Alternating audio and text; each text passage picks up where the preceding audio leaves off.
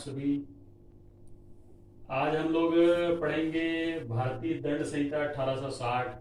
आपको सभी विदित होगा कि इसको शॉर्ट में इंडियन पेनल कोड हीन दफा या धारा आप सुने होंगे। ये पुराने जब हमारे क्रांतिकारी या स्वतंत्रता संग्राम के समय स्टेट लेवल सर्विस है या कॉम्पिटिटिव एग्जाम है, आजकल कॉमन हो गया है। देख रहे हैं आप लोग, जैसे यूपीएससी हो या जुडिशियल सर्विसेज हो, सभी में इससे संबंधित धाराएं प्रधान परिभाषा पूछ रहा है। जनरली यह 23 अध्याय और 21 धारा के साथ प्रेरित हुआ है ये कानून जो है। और चूंकि यह कई बार इसका संहिताकरण हुआ है, संशोधन भी हुआ है और समय समय पे कई धाराओं में प्रवृत्त किया गया है, उसको हम लोग देखेंगे। मूलतः जो हमको प्रतियोगी परीक्षा या एलएलबी आप सेकंड सेमेस्टर में पढ़ेंगे, इसको पूरा विधान है ये। तो उसके तहत दोनों में अंतर ये है कि प्रतियोगी परीक्षा में कुछ ऐसा जो प्रचलित चीज है जो एक लोक सेवक को एग्जीक्यूट करना पड़ता है या उनके अधिकार क्षेत्र में वह आईपीसी या दंड का प्रावधान हो, उनसे रिलेटेड धाराओं को हम लोग पढ़ेंगे। तो मूलतः यह 6 प्रकार के अपराधों का उल्लेख किया गया। पहला है राज्य तथा सेना, जिसमें थल सेना, वायु सेना और जल सेना आएगा। दूसरा है लोक प्रशांति के विरुद्ध शांति व्यवस्था कायम करने के लिए हड़ताल, हुड़दंग या फिर अन्य जो धाराएं सीआरपीसी में भी हम लोग पढ़ चुके हैं, उसको लोक प्रशांति के लिए।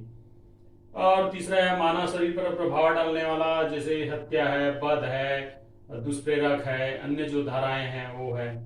और संपत्ति से रिलेटेड अपराध है, जिसमें फोर्जरी है, चेक बाउंस वगैरह होता है, देखे होंगे। चोरी है, लूट है, डकैती है, जितने भी धारा में आगे पढ़ेंगे।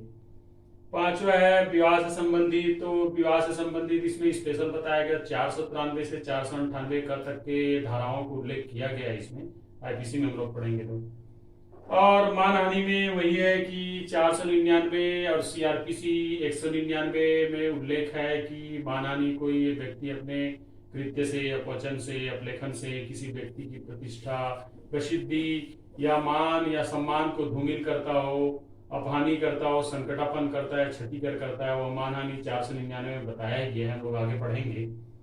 और साथ में 500 में मानहानि का जो रिलेटेड जो उसे सजा है उसको बताया गया है। 501 में हम लोग आगे पढ़ेंगे कि कैसे वो मानहानि करता है। 502 में प्रसारित कर देता है अपनी जो भी लेखन ऑपरेशन है, उसके आधार पे मानहानि बहुत इंपॉर्टेंट है। आजकल देखे होंगे इसमें के अनुच्छेद 19 में हम लोग जो हमको 10 प्रकार का दिया गया वाक अभिव्यक्ति की स्वतंत्रता के तहत, उसमें 8 जो युक्ति प्रतिबंध लगा है, जिसके आधार पे मानहानि या आगे देखें हम लोग पढ़ेंगे कि राज्य सरकार जो राजद्रोह का धारा लगाता है 124 का, या 153 के तहत भी उसमें मुकदमा दर्ज करता है।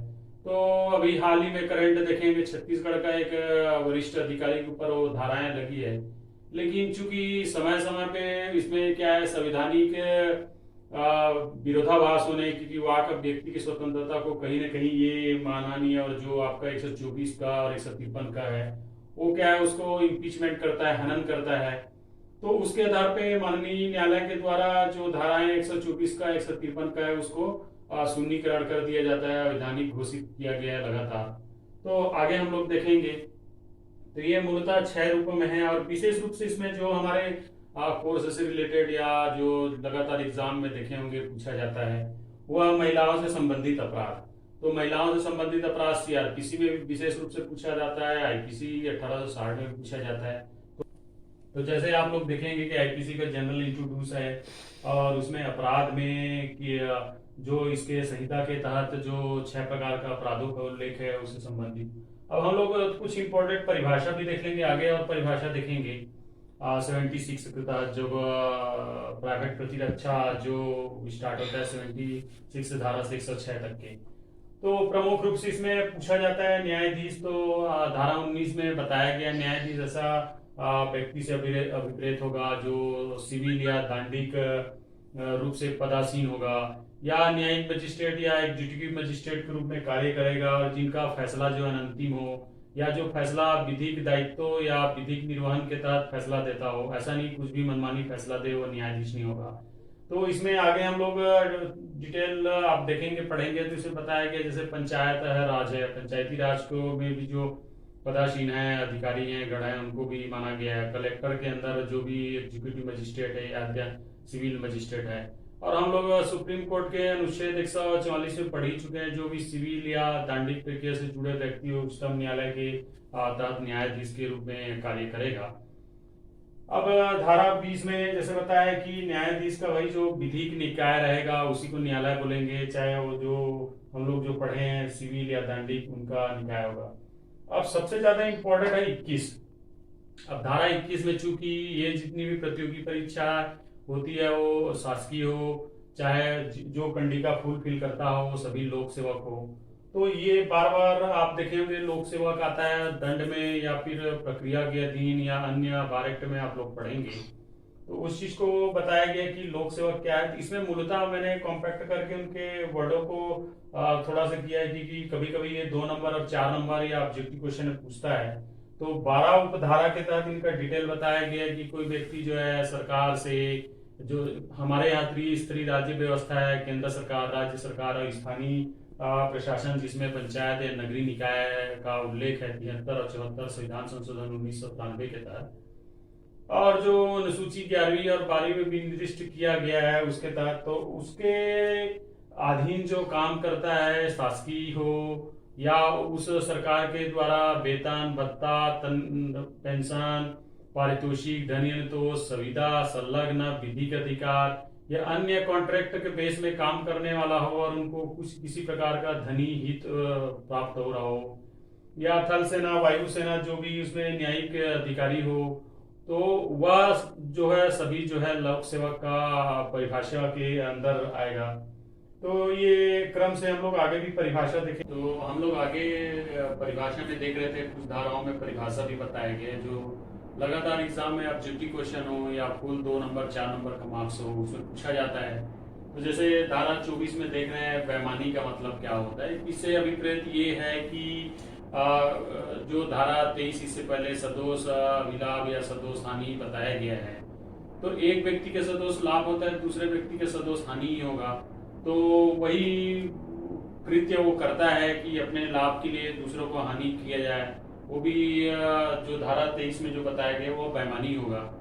आगे धारा 25 में कपट पूर्वक, तो भाई कोई भी व्यक्ति आपके कर्तव्य काम को, उनका क्या आशा है, कपट है, धोखा देना आपको, आपके साथ चीटिंग करना, तो वो कपट के रूप में माना जाता है।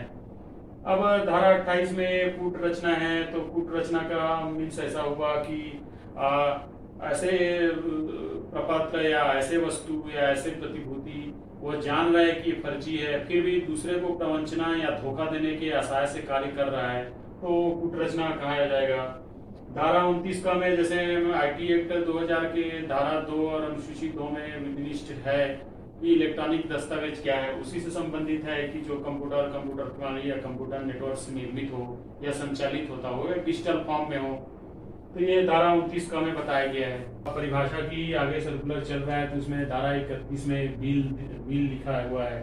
तो जनरली आप देखे होंगे वसीयतनामा या वसीयत पत्र या इच्छा पत्र जो रहता है लोगों का, इस स्वेच्छा से वो किसी के नाम में संपत्ति या कोई भी प्रतिभूति, जंगम, स्थावर संपत्ति को स्थानांतरित करता है, या किसी चीज के लिए दान देने के लिए बिल बनाया जाता है कि अमुक संपत्ति ये मंदिर, ट्रस्ट या व्यक्ति के नाम से हो, तो जो बिल तैयार किया जाता है उसकी स्व इच्छा से या इच्छा पत्र से, उसको धारा 31 में बताया गया है। अब धारा 40 में मेन वही है, किसी का ही कंडिका है से विपरीत जो भी इसमें धारा में जो विधिक प्रावधान या दिशा निर्देश दिया है उसका उल्लंघन करना, या जो विधि में जो सम्मत कार्य दिया गया एक व्यक्ति को या एक नागरिक को, या जो विधि के दायित्व को निर्वहन करता है या संवैधानिक पदों में बैठा हो, विधि सम्मत कार्य नहीं करता, तो विधि के विपरीत जो कार्य करता है वह अपराध के श्रेणी में आता है, और उसके लिए आईपीसी धारा, सीआरपीसी धारा और अन्य जो संहिता है उसमें दंड का प्रावधान है। अब 53 में दंड बताया गया, तो वही है 53 धारा में दंड की प्रक्रिया जो है कई प्रकार हो सकता है। उसको आजीवन कारावास भी दिया जा सकता है, मृत्यु दंड भी दिया जा सकता है, और समय अवधि पर 1 वर्ष 6 महीने, जैसे जो धारा में छल की धारा 1 महीने का भी ये सजा है, 2 महीने का है, 3 महीने का है, 6 महीने का है, साल का है, 14 साल का है, ये सजा है। और आगे में कठोर कारावास या सश्रम कारावास देखे होंगे, उसको सश्रम कारावास के दौरान उसको काम भी करना पड़ता है। तो वो सश्रम कारावास जो कठोर प्रकृति की होती है, और जुर्माना भी लगाया जाता है, भाई पेनल्टी लगा दिए, जुर्माना लगा दिए। और इसी में एक दंड है, संपत्ति को संप्रहरण करना, राजसात करना, संपत्ति को राजसात कर लेना, जब्त कर लेना, वो भी एक दंड का प्रावधान है। तो ये 53 में बताया, धारा 54 और 55 में जैसे हम राष्ट्रपति के अनुच्छेद 72 और राज्यपाल के अनुच्छेद 161 में हम पढ़ ही चुके हैं, क्षमादान के जो परिभाषित करता है। तो उसमें एक लघुकरण शब्द है, उसमें क्या रहता है, धारा की प्रकृति को बदल देता है। अर्थात यदि कोई व्यक्ति मृत्युदंड में है तो उसको आजीवन कारावास दे देगा, आजीवन कारावास है तो उसको 14 से या 7 साल की सजा का प्रावधान है। तो इसमें हम लोग सीआरपीसी में पढ़ते हैं कि 416 में देखे होंगे, महिला हो गया, निःशक्त हो गया, गर्भवती महिला हो गई, तो उनको उस दशा में लघुकरण का छूट भी दिया जाता है, जैसे धारा 54 और 55 में बताया गया। तो ये जनरली आईपीसी का धारा है जो ऑब्जेक्टिव क्वेश्चन या 2 नंबर या फुल मार्क्स के रूप में पूछा जाता है, चाहे प्रतियोगी परीक्षा हो, न्यायिक सेवा परीक्षा हो या एलएलबी परीक्षा हो। आगे हम लोग बारी बारी देखेंगे 76 से 106 तक कि प्राइवेट प्रतिरक्षा क्या होता है, और कुछ साधारण अपवाद है, और रिलेटेड जो इम्पोर्टेंट है, जो हमारे कंपटीशन एग्जाम के लिए रिलेटेड जो आईपीसी में लगातार पूछ रहा है, उसको मैं नेक्स्ट वीडियो में बताऊंगा। तब तक के लिए थैंक यू।